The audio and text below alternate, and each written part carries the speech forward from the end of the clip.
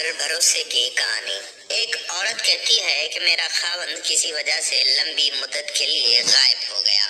اس وقت میں ایک کم عمر بچے کی ماں تھی، جبکہ میرا ضعیف العمر باپ بھی ہمارے ساتھ ہی رہتا تھا۔ ہماری غربت اور مفلسی اپنی انتہا کو تھی اور اکثر اوقات ہمارے گھر میں کھانے کے لیے کچھ نہیں ہوتا تھا۔ اگر دوپہر کا کچھ کھا لیتے تو رات کو بھوکا سونا پڑتا۔ صبر کے ساتھ ہم ہر حال میں اللہ کا شکر ادا کرتے تھے۔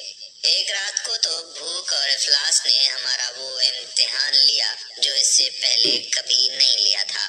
میری بیٹی کو شدید بخار نے آ لیا۔ بچی کی بخار اور بھوک سے بنی حالت سے مجھے اپنی اور اپنے والد کی بھوک بھول گئی۔ ایسی بے کسی اور لاچاری تو کبھی نہیں دیکھی تھی۔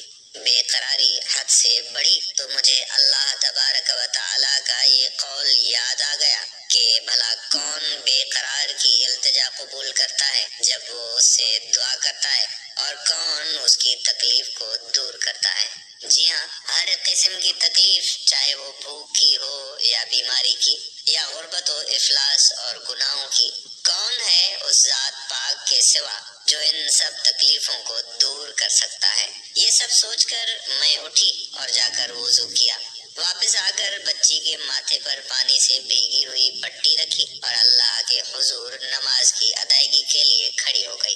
مختصر سی نماز پڑھنے کے بعد ہاتھ اٹھا کر بچی کے لیے دعا کی، اس کے ماتھے سے پٹی اتار کر دوبارہ پانی سے بھگو کر رکھی اور ایک بار پھر نماز کے لیے کھڑی ہو گئی۔ نماز کے بعد ایک بار پھر بارگاہ الہی میں دعا کے لیے ہاتھ اٹھائے، دعا سے فراغت پر پانی کی پٹی تبدیل کی اور دوبارہ نماز کے لیے کھڑی ہو گئی، اور یہ عمل میں نے کئی بار کیا۔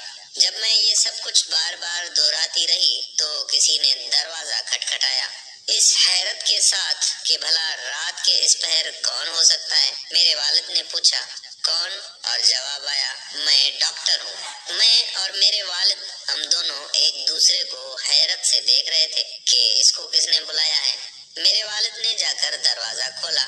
ڈاکٹر نے آتے ہی پوچھا کہ مریضہ کدھر ہے، اور ہم نے سادگی سے بچی کی طرف اشارہ کر دیا۔ ڈاکٹر نے بچی کو چیک کیا، کاغذ پر ایک نسخہ لکھ کر میرے ہاتھ میں تھماتے ہوئے بولا کہ لائیے میری فیس دیجیے اور میں چلتا ہوں۔ میں نے آہستگی سے جواب دیا، ڈاکٹر صاحب، ہمارے پاس تو آپ کو دینے کے لیے فیس کے پیسے نہیں ہیں، بلکہ ہمارے پاس تو کچھ بھی نہیں ہے۔ میرا یہ جواب سنتے ہی ڈاکٹر جھلا اٹھا اور غصے سے تقریباً دھاڑتے ہوئے بولا کہ اگر فیس دینے کے لیے پیسے نہیں تھے تو مجھے آدھی رات کو فون کر کے کیوں بلایا تھا؟ کیوں مجھے اس طرح بے آرام کیا ہے تم لوگوں نے؟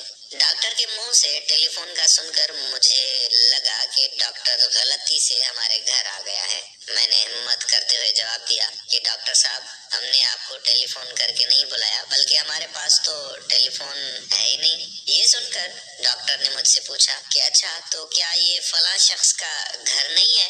میں نے کہا نہیں ڈاکٹر صاحب، فلاں صاحب ہمارا ہمسایہ ہے۔ یہ سن کر ڈاکٹر تھوڑا سا خاموش ہوا اور پھر ہمارے گھر سے نکل کر ہمارے ہمسائے کے گھر چلا گیا، اور ہم خجالت اور شرمندگی سے خاموش بیٹھے رہے۔ تھوڑی دیر گزری تھی کہ ڈاکٹر ایک بار پھر ہمارے گھر آیا، آنکھوں میں آنسو اور رودھی ہوئی آواز میں بولا کہ اللہ کی قسم، تمہارے گھر سے اس وقت تک نہیں جاؤں گا جب تک تمہارا پورا قصہ نہیں سن لوں۔ اور میں نے ڈاکٹر کو اپنا پورا قصہ سنا ڈالا کہ کس طرح میں بچی کے ماتھے پر پانی کی پٹیاں رکھ رہی تھی اور اللہ کے حضور دعا بھی مانگ رہی تھی۔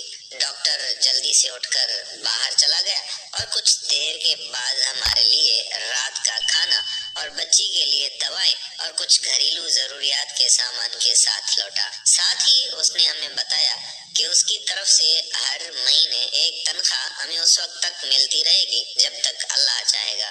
جی ہاں دوستو، یہ اللہ پر بھروسے کی کہانی ہے۔ صرف یاد دہانی کے لیے اللہ تبارک و تعالیٰ کی ذات پر اس سے بھی بڑے بھروسے کی کہانی سنیے کہ سیدنا موسیٰ علیہ السلام اپنے تعاقب میں آنے والے دشمنوں سے خوفزدہ جان بچاتے ہوئے اہل مدین کی طرف پہنچے۔ کنویں پر کھڑے دو لڑکیوں کے ریوڑ کو پانی پلا چکے تو انہوں نے کوئی معاوضہ طلب نہیں کیا، حالانکہ اس وقت وہ بھوک سے بے حال تھا۔ انہوں نے بقول قرآن مجید صرف اتنا کہا تھا کہ پروردگار میں اس کا محتاج ہوں کہ تو مجھ پر اپنی نعمت نازل فرمائے۔ اور پھر میرے نہایت ہی قابل قدر ناظرین کرام، اس کے بعد کا قصہ آپ جانتے ہیں کہ اللہ کی طرف سے جواب یوں تھا کہ ایک لڑکی سے مفت میں شادی اور 10 سال کے لیے کام کا معاہدہ۔ تو قصہ المختصر وہ حاصل تحریر کہ میرے پیارے مسلمان بہن بھائیوں، اللہ پر بھروسہ کیجیے، کیونکہ اللہ تو ہمیں ہماری جنم دینے والی ماؤں سے بھی زیادہ پیار اور محبت کرتا ہے، تو وہ کیسے ہماری کوئی بات رد کر سکتا ہے؟ نہایت معذرت کے ساتھ کڑوا سچ تو یہ ہے کہ مجھ گنہگار سمیت ہم سب اس ذات باری تعالیٰ سے اس طرح مانگتے ہی نہیں کہ جس طرح مانگنے کا حق ہوتا ہے۔